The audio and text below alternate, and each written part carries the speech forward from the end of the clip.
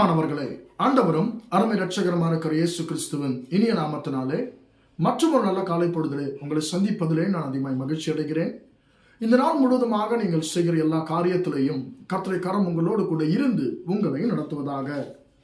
அன்பானவர்களே, ஆண்டவராகிய இயேசு கிறிஸ்துவினுடைய பிறப்போடு கூட சம்பந்தப்பட்ட மனிதர்கள் என்ற தலைப்பிலே நாம் கர்த்தருடைய வார்த்தையை தியானித்து வருகிறோம். அன்பானவர்களே, இன்றைக்கு நாம் பார்க்க போவது ஒரு மிக முக்கியமான ஒரு நபரை குறித்து நாம் பார்க்க போகிறோம். இவரும் ஆண்டவராகிய இயேசு கிறிஸ்துவனுடைய பிறப்போடு கூட சம்பந்தப்பட்டதான ஒரு நபர். அந்த நபரை குறித்து தான் இன்றைக்கு நாம் கர்த்தருடைய வார்த்தையை நாம் தியானிக்க போகிறோம். நேற்றைய தினத்திலே கடந்த எலிசபெத்தினுடைய தீர்க்க தரிசனத்தை குறித்து, எலிசபெத் சொன்னதான தீர்க்க தரிசனத்தை குறித்து நேற்றைய தினத்தில் தியானித்தோம். இன்றைக்கும் கூட நாம் இன்னொரு நபரை குறித்து நாம் தியானிக்க போகிறோம். அந்த நபர் யார் என்று சொன்னால் நாம் வாசிக்கலாம். லூக்கா சுவிசேஷம் 2ஆம் அதிகாரம் 1ஆம் வசனத்திலேயே அந்த நபர் வருகிறார். அந்நாட்களில் உலகம் எங்கும் குடிமதிப்பு எழுதப்பட வேண்டும் என்று அகஸ்துராயனால் கட்டளை பிறந்தது என்று சொல்லி நாம் வாசிக்கிறோம். அன்பானவர்களே, இந்த அகஸ்துராயன், அதாவது ஏரோதுக்கள், அந்த நாட்கள் ஆண்டவராக இயேசு கிறிஸ்து பிறந்த பொழுது ஏரோதுக்கள் இஸ்ரவேல் தேசத்தை அரசாண்டார்கள் என்று சொல்லி நாம் அறிந்திருக்கிறோம்.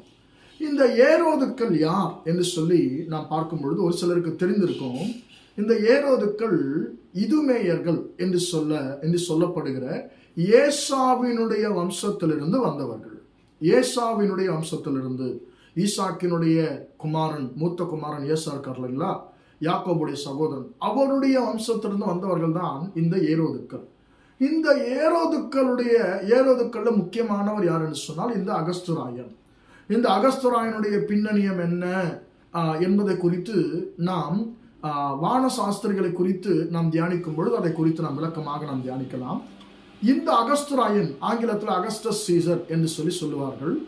இந்த அகஸ்டஸ் சீசர் ஒரு சட்டத்தை போடுகிறார். உலகம் எங்கும் குடிமதிப்பு எழுதப்பட வேண்டும் என்று சொல்லி.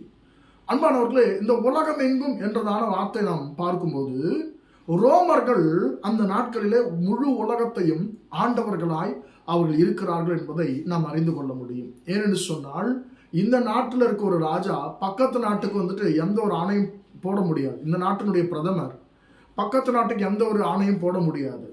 ஏன்னு சொன்னால் அவர்கள் சொல்வார்கள், அது உங்கள் நாட்டில் வைத்துக்கொள், உன்னுடைய ஆணையெல்லாம் இங்கே செல்லுபடி ஆகாதுன்னு சொல்லுவார்கள். ஆனால் ஒரு ராஜா உலகம் முழுவதுமாய் குடிமதிப்பு எழுதப்பட வேண்டும் என்று சொல்லி சட்டத்தை போடுவார் என்று சொன்னால் அவர்தான் முழு உலகத்தையும் அந்த நாட்களிலே தன்னுடைய கைக்குள்ளே வைத்திருந்தார் என்பதை நாம் அறிந்து கொள்ளுகிறோம். அன்பானவர்களே, இப்பொழுது என்ன நடக்குது?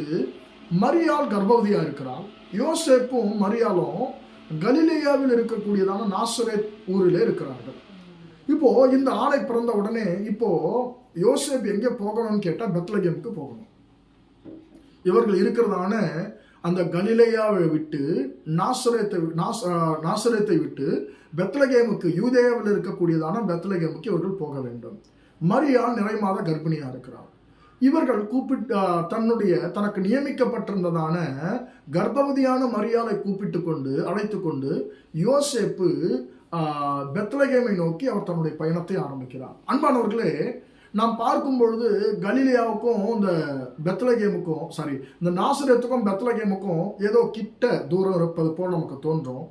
ஆனால் உண்மையாக சொல்ல வேண்டும் என்று சொன்னால், அன்பானவர்களே, இந்த கலிலேயாவுக்கும் இந்த பெத்லகேமுக்கும் கிட்டத்தட்ட 150 கிலோமீட்டர் இடைவேளை என்று சொல்லப்படுகிறது. 150 கிலோமீட்டர் தூரத்துக்கு அந்த தூரத்துக்கு அவர்கள் பயணம் செய்ய வேண்டியதான ஒரு சூழ்நிலை இருந்தது. இப்போ 150 கிலோமீட்டர் என்பது இன்றைக்கு நாம் ஒரு சில மணி நேரங்களிலே நாம் கடந்து விடலாம். ஆனால் 150 கிலோமீட்டர் என்பது அந்த நாட்களிலே எத்தனை நாட்கள் நடந்திருப்பார்கள் என்று சொல்லி கொஞ்சம் யோசிச்சு பாருங்க. அன்பானவர்கள், அவர்கள் கிட்டத்தட்ட 150 கிலோமீட்டர் இவர்கள் நடந்து போகணும். இவங்க நடந்து போய்கொண்டிருக்கிறாங்க. அன்பானவர்களே, அப்படி போய்கொண்டிருக்கும் பொழுது இவர்களுக்கு பிரசவ வேதனை, அந்த பிரசவம் நேரிடுகிறது. வழியிலேயே ஆண்டவராகிய இயேசு கிறிஸ்து இவர்களுக்கு பிறந்திருப்பார் என்று சொல்லி நான் நினைக்கிறேன். இந்த ஏரோது முழு உலகத்துக்கும் குடிமதிப்பு எழுதப்பட வேண்டும் என்று சொல்லி இவர் சட்டத்தை போடுகிறார். இவர்களும் பயணம் செய்து கொண்டிருக்கிறார்கள். அன்பான தேவனுடைய பிள்ளைகளே, இவர்கள் பயணம் செய்து கொண்டிருக்கும் பொழுது வழியிலேயே மரியாளுக்கு பிரசவம் ஏற்படுகிறது. அன்பானவர்களே, அந்த குடிமதிப்புக்கு போய் கொண்டிருக்கிறதான அந்த நேரத்தில் மரியாள் ஒரு பெரிய ஒரு கஷ்டத்தை இவர்கள் எதிர்கொள்ளுகிறார்கள். அப்போ இது பார்ப்பதற்கு, ஐயோ இந்த மனுஷன் இந்த நேரத்திலயா இந்த ஆணை போடணும், இந்த நேரத்திலயா இந்த ஆணை போடணும் என்று சொல்லி நினைக்க தோன்றுகிறது. ஆனால் அன்பானவர்களே, ஏரோதுக்கு தெரியாது மரியாள் கர்ப்பவதியா இருக்கிறாங்க, அவங்க நிறைவாக கர்ப்பிணியா இருக்கிறாங்கன்னு சொல்லி அந்த அகஸ்துராயனுக்கு தெரியாது. அகஸ்துராயனுக்கு அவர்களுக்கு சம்மந்தமே கிடையாது. ஆனால் சரியாக குறிப்பிட்ட அந்த நேரத்தில் அந்த சட்டம் போடப்பட்டது. காரணம் என்ன அன்பானவர்களே? இது தேவனுடைய திட்டம், தேவனுடைய சித்தம். இது அன்பான தேவனுடைய பிள்ளைகளை, அந்த நேரத்தில் அவர்களை அந்த இடத்தை விட்டு அவர்களை வெளியே அழைத்து வர வேண்டும். அவர்கள் அந்த நேரத்தில் அவர்கள் பெத்லகேமுக்கு போக வேண்டும். பெத்லகேமிலே ஆண்டவராகிய இயேசு கிறிஸ்து பிறக்க வேண்டும் என்பது தேவனுடைய திட்டமாயிருந்தது.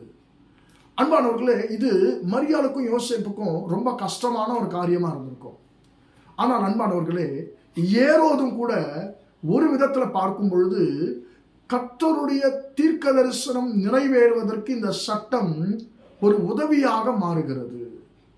ஆனால் பார்ப்பதற்கு யோசேப்புக்கும் மரியாளுக்கும் ஒரு பெரிய உபத்திரமாகத்தான் இருந்திருக்கும். ஆனால் அன்பானவர்களே, தம்முடைய தீர்க்க தரிசனத்தை நிறைவேற்றுவதற்கு, தம்முடைய சித்தத்தை நிறைவேற்றுவதற்கு கர்த்தர் அந்நியனாகிய ஒரு மனுஷனை, முன்பின் அறிமுகமில்லாத ஒரு மனுஷனை கர்த்தர் எப்படி பயன்படுத்தி கொள்ளுகிறார் என்று சொல்லி பாருங்க. அன்பானவர்களே, ஒருவேளை இந்த சட்டம் ஏரோது போடவில்லை என்று சொன்னால், அந்த அகஸ்துராயன் போடவில்லை என்று சொன்னால், யோசேப்பும் மரியாளும் நாசரேத்திலே இருந்திருப்பாங்க. அப்போ பெத்லகேம்ல ஒரு பிறப்பார் என்கிறதான அந்த தீர்க்க தரிசனம் பொய்த்து போயிருக்கும், நடந்திருக்காது. அப்போ தீர்க்க தரிசனம் நடக்க வேண்டும், நிறைவேற வேண்டும் என்று சொன்னால், தேவனுடைய திட்டம் நிறைவேற வேண்டும் என்று சொன்னால், இவர்கள் கஷ்டமான பாதையிலே பயணிக்க வேண்டியது அவசியமாயிருந்தது.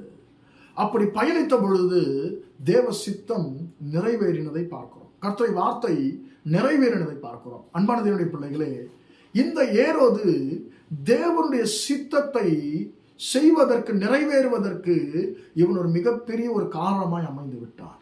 இந்த ஏரோதின் மூலமாக நாம் அறிந்து கொள்ளுகிற ஒரு பாடம் என்ன இந்த நாட்களிலே?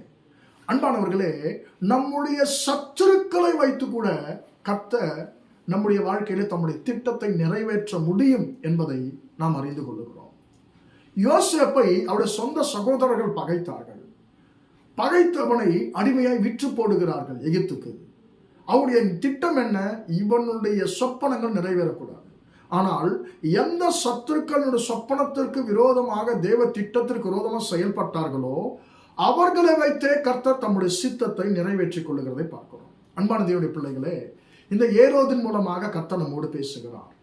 ஏரோது ஒருவேளை சத்துருவை போல இருக்கலாம், ஆனால் உன் சத்துருவை வைத்துத்தான் நான் என்னுடைய சித்தத்தை சில நேரத்தில் உன் வாழ்க்கையில் நிறைவேற்றுவேன். ஒன்று. இரண்டாவது, தேவ சித்தம் திட்டம் நிறைவேற வேண்டும் என்று சொன்னால் சில நேரத்தில் நாம் உபத்திரவங்களின் வழியாக, பாடுகளின் வழியாக நாம் கடந்து செல்ல வேண்டும் என்று சொல்லி அன்பானவர்களே இந்த பாடத்தை நாம் கற்றுக்கொள்கிறோம்.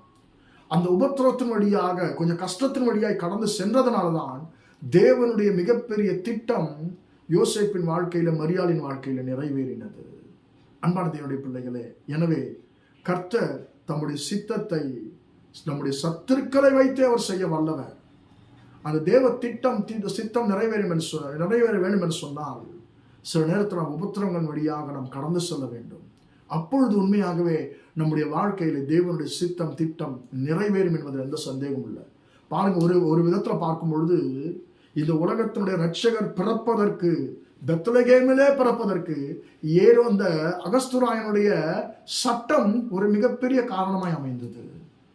அதனால அன்பானவர்களே, நம்முடைய வாழ்க்கையிலையும் கூட தேவ திட்டம் நிறைவேறுவதற்கு சில நேரத்தில் சத்துருக்களுடைய கிரியைகள் அது ஒரு காரணமாக அமைந்துவிடும், ஒரு முக்கியமான காரணமாக அமைந்துவிடும். கர்த்தர் அதை அனுமதிப்பார். எனவே தேவனுடைய திட்டத்துக்கு, சித்தத்துக்கு நம்மை நாம் முழுமையாய் ஒப்புக் கொடுப்போமாக. உங்கள் வாழ்க்கையிலே சத்துருக்கள் தீட்டுகிற ஒவ்வொரு திட்டத்தையும் கர்த்தர் தம்முடைய சித்தத்தை உங்கள் வாழ்க்கையிலே நிறைவேற்றுவதற்கு அவர் மாற பண்ணுகிற தேவனாய் இருக்கிறார். எனவே நம் தேவ சித்தத்துக்கு நாம் ஒப்புக் கொடுப்போமா? இயேசு கிறிஸ்துவினுடைய பிறப்பை நாம் நினைவு கூறுகிற இந்த நாட்களிலே அன்பானவர்களே, 2 பாடத்தை இந்த ஏரோது மூலமாய் நாம் அறிந்து கொள்ளுகிறோம். சத்துருக்களை வைத்தே கர்த்தர் தம்முடைய சித்தத்தை நம்முடைய வாழ்க்கையிலே நிறைவேற்றுகிறவர். 2வது, நம்முடைய வாழ்க்கையில் தேவ சித்தம் நிறைவேற வேண்டும் என்று சொன்னால் சில நேரத்தில் சத்துருக்கள் மூலமாய் வருகிறதான உபத்திரவத்தின் பாதையிலே நாம் பயணிக்க வேண்டியது அவசியமாக இருக்கிறது. அப்படி நடக்கும்போது நம்முடைய வாழ்க்கையில 100 மடங்கு தேவ சித்தம் நிறைவேறும். ஜெபிப்போமா? இரக்கமுள்ள தகப்பனே, உம்மை நன்றியோடு துதிக்கிறோம், ஸ்தோத்திரிக்கிறோம் ஐயா.